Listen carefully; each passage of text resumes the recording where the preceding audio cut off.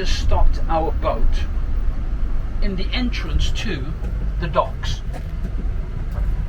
Let's talk about an unfortunate time in history, but we'll use pleasant words. Yes? So all the ships that left the north coast of Africa carrying cargo for the English-speaking Caribbean docked here. This dock linked with Bristol, Southampton and Liverpool in England. We're together, right? Right. Yes. And then of course ships from the other islands would come here to buy products. They would unload their products, their cargo, wash them down with salt water, and then they would grease them with whale fat. You and I know a touch of oil of Ulay, or even Vaseline if you come to think of it, and a little sunlight, and you look pretty good. I mean, I could pass as the Hulk. So that's what they did, because of course, if we're going to sell the house, if we're going to sell the property, then we put a lick of paint on it. That's what we do. We make sure the lawn is nicely groomed, and we cut the hedges. Present ourselves nicely because we want to make profit. You see. Now, we also have to attract the attention of potential customers. So we put a little drummer boy in front of them, make some noise, and we march them down the town a couple of times, and then we come back to the market. Now, this is the 17th century, 18th century. What incredible sales and marketing strategy. Because your prospective purchasers, you see, they get the opportunity to see the products in motion. You get to see who travelled well, anyone who had any injuries, that sort of thing. You may even get a hint at their personality and character from the way they interact with each other, interact with their new environment, and so on and so forth. It's splendid. Wonderful stuff. Are we together? Yeah. Don't. This is very important. And as we move along, you'll see why. It is extremely important. You know, one of the fascinating things about technology is that it's created this spider's web all around the globe. It's not just that information is flowing quickly, it's that information is readily available. And you can connect the dots. And you start to see the mosaic of life as we have developed. So let us proceed now, because we're going to link this to a Jewish population and to Alexander Hamilton. Ladies and gentlemen, the property that you see to your right there, that's the birthplace of Alexander Hamilton. He was actually born in this building over here before it became the stables, and then he was raised in this one.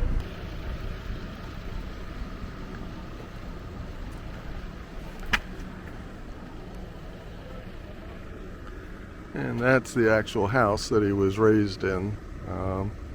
This was the building where he was born, but he was raised by the servants and so forth that lived in, and his parents that lived in this house over here. Mommy and Daddy were not Mr. and Mrs. at all. You see. They had the same surnames. Why is that? I hear you ask. That's because they were kissing cousins. You see, kissing cousins. Yes. Now, are we all over 18 on the bus? Yes. No. In that case, sir, plug your ears. You see, Ms. Hamilton was a lady of ill repute. If you've seen the play, you would have picked that up. And if you haven't seen the play, go see it. It's a wonderful piece of work. So she was a lady of ill repute, and Mr. Hamilton was a drunkard. Now, we all know what children are like. They're inquisitive. Yes? Here's the estate. Mommy's busy. Daddy's busy. Yes? And right there, just within walking distance, a few steps away, is the greatest enterprise known to man happening right in front of this boy's face. Where do you think he is? My money says he's right there. He's seeing all this enterprise, merchants trading with one another, bargaining. But he's also hearing the philosophies of the world. There's people from all over the globe right there talking. He's hearing it. At the same time, 25% of the population here are Jews. They've escaped the Inquisition, the Spanish Inquisition. They've come through and they're here. 25%. All of the time period that we know of, the population's always been around 10,000, 11,000. Yes. So 250 or so, give or take, Jews. These are business-minded people. These are people with a love for children. These are people with an entrepreneurial flair. These are people who have farsightedness, vision, if you want to call it that. So this little inquisitive boy, what do? They take him in and they educate him. And then when he's 10 years of age, they put money together and send him to St. Croix. Because he's outgrown all of this now. He needs more. When he's 14, they collect more money and he goes off to America. He gets there, and what's happening? I mean, this boy has had an incredible life. One of the greatest wars is taking place right in front of his face, and he wants some. It's like, oh yeah, yes, give me some of that. There's a slight problem though.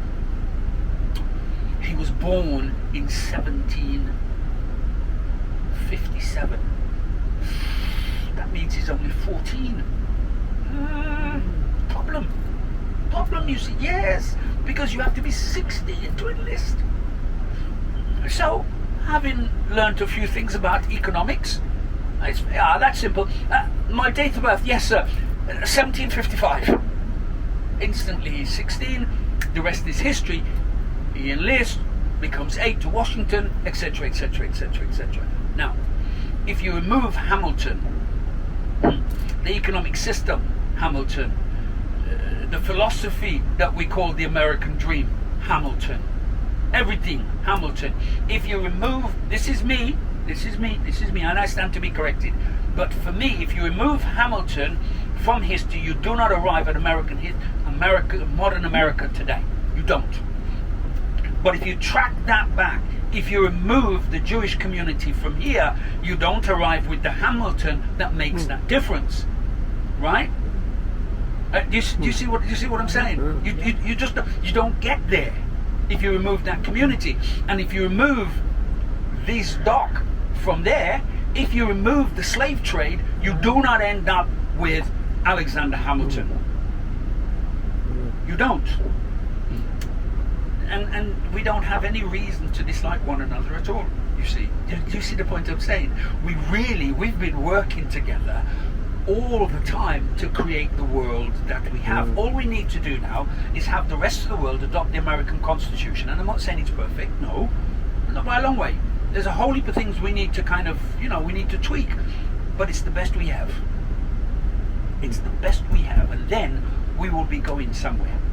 That having been said, let us go. We're looking over top of Charlestown, Nevis, and the island that you see in the distance is St. Kitts.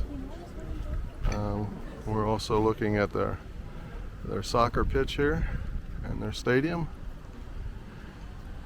and some of the houses, and then tipped in the clouds up there is Mount Nevis.